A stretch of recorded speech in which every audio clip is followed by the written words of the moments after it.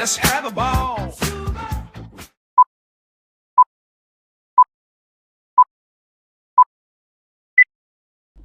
Sebelumnya, Assalamualaikum warahmatullahi wabarakatuh. Perkenalkan, nama saya Sinta Aulia Rahma dengan NIM 2301025201 dengan program studi Pendidikan Guru Sekolah Dasar Universitas Muhammadiyah Profesor Dr. Hamka. Di sini saya ingin memenuhi tugas dari mata kuliah Perspektif Global yang diampu oleh Bapak Hari. Sebelum saya masuk ke pembahasan, di sini ada yang tahu nggak sih apa itu perspektif global? Jadi, perspektif global itu merujuk pada cara pandang seseorang atau pemahaman yang luas terhadap fenomena yang terjadi di dunia ini, dengan memperhatikan beberapa faktor yang mempengaruhi antara negara, masyarakat, budaya, ekonomi, dan politik. Ini mencakup pemahaman bagaimana suatu masalah atau peristiwa tidak hanya berdampak pada suatu negara itu saja, tetapi melibatkan beberapa interaksi lintas batas, baik secara langsung maupun secara tidak langsung. Perspektif global mendorong individu atau kelompok untuk melihat dunia secara lebih luas atau lebih holistik dan saling terhubung antara satu sama lain, serta memahami kompleksitas isu-isu global yang dapat mempengaruhi kehidupan manusia di berbagai belahan dunia. Dalam konteks ini, perspektif bukan hanya kepentingan nasional yang dipertimbangkan, tetapi juga bagaimana kepentingan global dapat diharmonisasikan dalam kepentingan lokal atau nasional.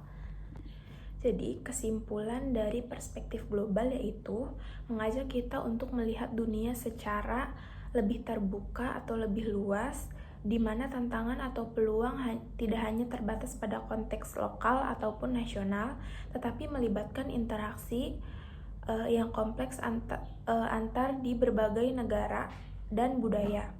Dengan mengembangkan perspektif global, kita dapat siap menghadapi tantangan global yang ada dan kontribusi pada pembangunan yang lebih berkelanjutan dan adil di seluruh dunia.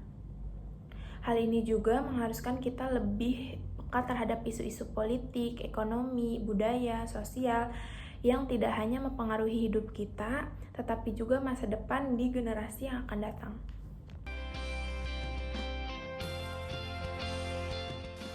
Masyarakat dunia termasuk Indonesia sedang masuk ke dalam era globalisasi. Merunut waktu dalam 5 tahun belakangan ini, kita seringkali mendengar kata globalisasi, baik itu dalam media massa ataupun melalui percakapan sehari-hari. Proses saling mempengaruhi adalah gejala yang wajar dalam interaksi antar masyarakat.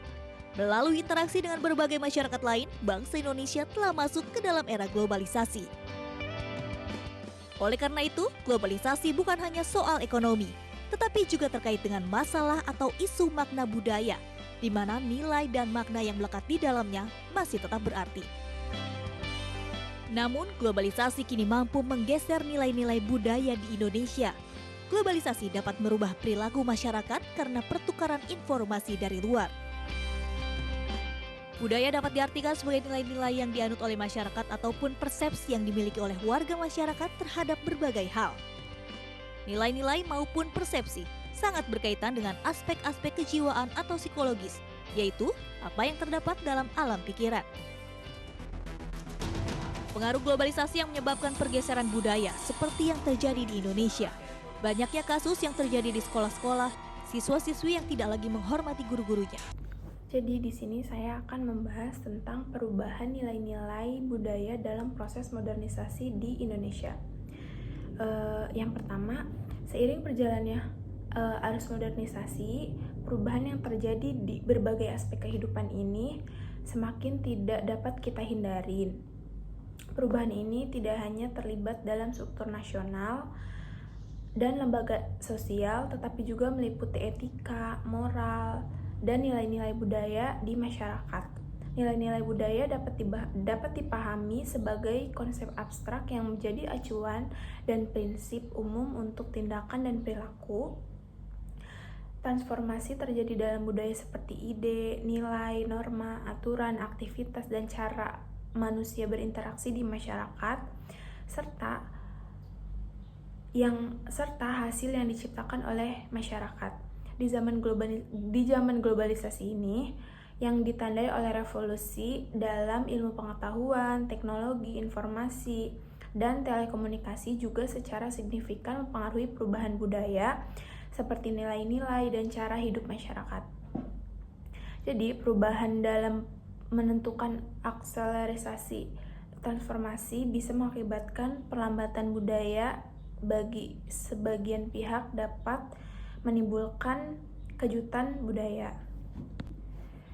Jadi, perubahan sosial budaya dengan istilah sosial budaya sebenarnya mempunyai makna ganda, yakni perubahan sosial atau social change dan perubahan budaya atau culture change. Akan tetapi, dalam prakteknya penggunaan istilah ini sering dicampur adukan karena bila ditinjau dari segi proses keduanya saling berhubungan satu dengan yang lainnya. Jadi sebelum masuk pada pembahasan ini, perubahan sosial budaya ini ada baiknya ditinjau dari dahulu yang dimaksudkan dengan kebudayaan itu sendiri. Kebudayaan pada dasarnya sebuah kemampuan dan anugerah yang diberikan Tuhan kepada manusia sehingga membedakan dengan adanya makhluk manusia dengan makhluk lainnya seperti binatang. Faktor utama memungkinkan manusia memiliki kebudayaan adalah karena manusia memiliki akal dan pikiran. Kecuali itu, faktor bahasa dan proses belajar juga dapat dikatakan sebagai faktor utama yang menunjang sehingga kebudayaan masyarakat atau manusia dapat berkembang terus sepanjang hidupnya.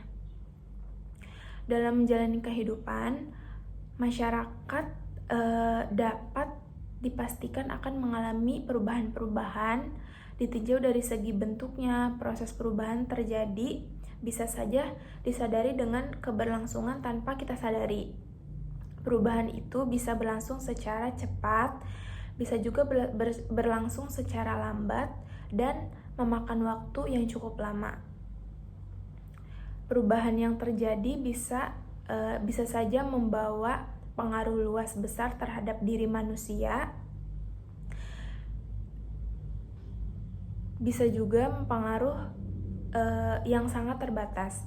Perubahan sosial budaya biasanya terjadi karena adanya dorongan berbagai faktor, baik yang berasal dalam masyarakat sendiri maupun dari sumber luar masyarakat.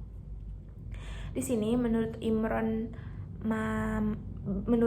Manan tahun 1989 bahwa setiap perubahan mempunyai sebab, mempunyai cara, dan mempunyai tujuan dan arah. Guna lebih menyederhanakan pemahaman terhadap masalah ini, Spindler membuat satu model analisis beberapa faktor yang berinteraksi dalam perubahan sosial budaya. Menurutnya, paling tidak terdapat 4 komponen yang berinteraksi, yakni individu, interaksi sosial, lingkungan, dan kebudayaan itu sendiri. Sekalipun dalam kajian ilmu sosial atau modernisasi pada dasarnya sudah merupakan istilah umum, namun menurut Myron Weiner 1968, istilah sendiri sebenarnya masih terlalu kabur. Menurutnya, di abad ke-19 dan permulaan abad ke-20, modernisasi umumnya dipakai untuk menunjukkan perubahan nasionalisme dan spekularisme, atau pada proses di mana manusia berhasil melepaskan diri dari tirani kekuasaan pemerintah maupun belenggu takyul. Akan tetapi, perubahan perkembangannya, istilah modernisasi digunakan sebagai kata ganti pertumbuhan ekonomi. Bahkan menurut Weiner, istilah modernisasi tak jarang pula ditafsirkan sebagai sembarangan kata westernisasi.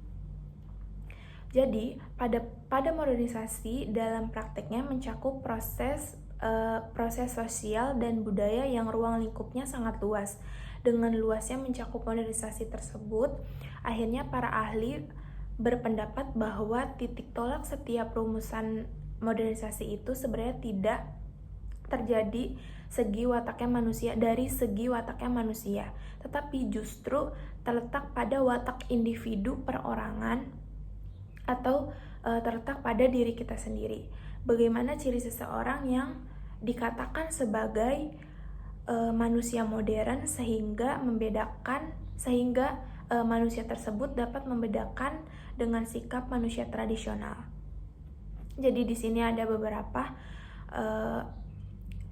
ciri seseorang sebagai manusia yang modern. Yang pertama, ketersediaannya untuk menerima pengalaman-pengalaman baru dan keterbukaannya bagi pembaharuan dan perubahan. Jadi si individu tersebut mau mencoba atau mau menerima pengalaman-pengalaman baru dan dia tidak takut untuk mencobanya, sehingga dengan dia mencoba itu mendapat banyak pengalaman dan pembaharuan dari perubahan tersebut. Nah, yang kedua, mempunyai pendapat mengenai sejumlah persoalan dan hal-hal yang tidak timbul di sekitarnya, tetapi juga di luarnya. Jadi si individu tersebut mempunyai pikiran yang luas, sehingga hal-hal yang timbul di sekitarnya dapat dia pahamin dengan cara tenang.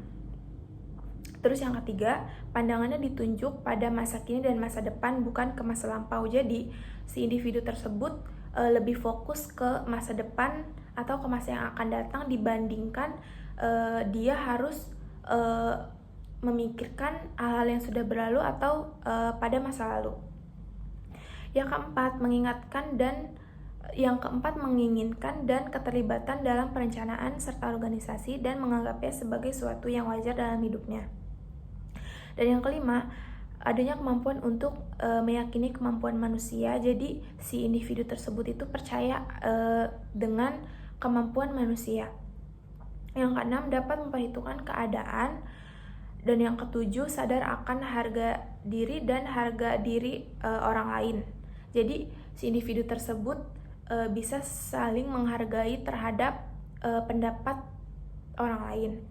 Yang ke-8, percaya kepada ilmu dan teknologi sekalipun dalam bentuk yang primitif. Yang ke-9, percaya kepada keadilan dan pembagian. Mungkin itu ciri-ciri orang yang modern dan jauh dari kata orang yang tradisional. Jadi pengertian modernisasi adalah proses perubahan sosial, budaya, ekonomi, politik yang terjadi ketika masyarakat beralih dari struktur tradisional menuju struktur yang lebih modern, yaitu pada saat ini. Seringkali melalui kemajuan teknologi, industri, urbanisasi, dan globalisasi, modernisasi tidak hanya mencakup perkembangan teknologi dan ekonomi, tetapi juga membawa perubahan dalam pola pikir, gaya hidup, dan nilai-nilai budaya yang ada dalam suatu masyarakat.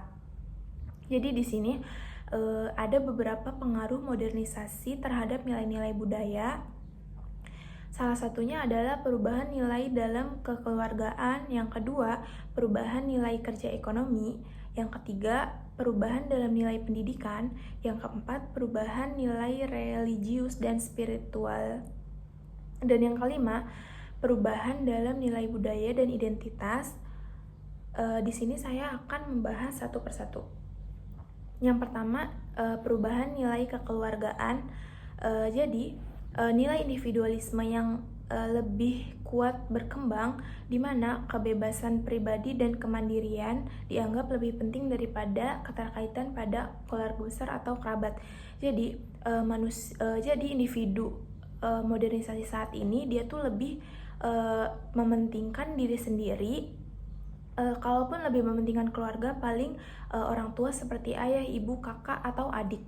Jadi beda dengan orang atau manusia di tradisional. Kalau manusia tradisional itu dia lebih mementingkan satu sama lain, semisalkan kayak paman, kakek, nenek, terus keponakan dan yang lain-lain. Jadi kebersamaannya itu lebih dapat kalau orang tradisional. Kalau manusia modernisasi saat ini lebih ke individu masing-masing. Nah, terus yang kedua ada nilai kerja dan ekonomi. Dalam masyarakat tradisional, nilai kerja sering kali berfokus pada tujuan sosial dan kolektif, seperti kontribusi terhadap keluarga atau komunitas. Modernisasi membawa perubahan orientasi menuju pencapaian kesuksesan material atau kekayaan pribadi. Terus dengan pertumbuhan ekonomi dan teknologi pada konsumsi, masyarakat mulai merubah nilai-nilai budaya yang menekankan kesederhanaan dan keberlanjutan seringkali digantikan oleh nilai-nilai konsumerisme yang mengedepankan gaya hidup mewah dan konsumsi berlebihan. Jadi pada masyarakat tradisional dia tuh lebih mementingkan kesederhanaan dan kebersamaan, dan pada masyarakat modern dia tuh lebih mengedepankan gaya hidup mewah dan konsumsi berlebihan, kayak makan makanan yang lebih mahal. Terus gaya yang ketiga ada perubahan dalam nilai pendidikan. Masyarakat mulai menghargai pendidikan formal yang lebih terstruktur dengan tujuan mengembangkan keterampilan profesional dan intelektual, bukan hanya keterampilan praktis. Sistem pendidikan modern juga lebih menekankan pada pengembangan individu secara pribadi. Dalam globalisasi seringkali terjadi kebersamaan dengan modernisasi membuat akses informasi dan pendidikan menjadi lebih luas. Ini mengubah cara pandang masyarakat terhadap pendidikan, di mana pendidikan tidak hanya dilihat dari segi manfaat lokal, tapi juga dari perspektif global.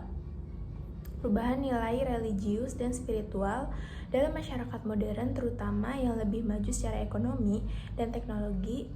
Agama seringkali menjadi lebih pribadi dan kurang berpengaruh dalam pengambilan keputusan publik atau politik.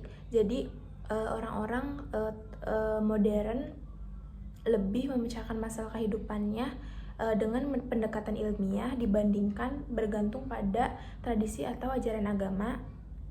Yang kelima, perubahan nilai budaya dan identitas.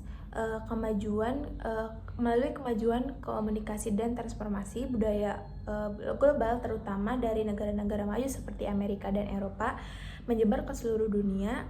Nilai-nilai budaya global ini seringkali berfokus pada konsumerisme, hiburan, dan teknologi daripada menggantikan atau bahkan menggulung nilai-nilai budaya lokal atau tradisional.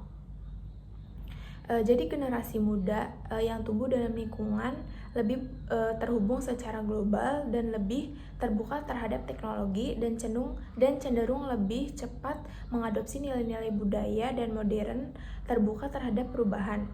Jadi ini seringkali menyebabkan ketegangan antar generasi, di mana generasi yang lebih tua merasa bahwa nilai-nilai tradisional mereka hilang. Jadi pada perubahan nilai budaya dan identitas, jadi budaya dahulu sudah mulai tidak dipakai pada anak muda saat ini, dan mulai dilupakan karena tergerus globalisasi modern seperti teknologi. Pada saat ini tuh jadi anak-anak sekarang tuh lebih sering menggunakan HP dibandingkan alat-alat permainan tradisional yang dahulu. Mungkin itu saja yang dapat saya sampaikan, kurang lebihnya mohon maaf. Wassalamualaikum warahmatullahi wabarakatuh.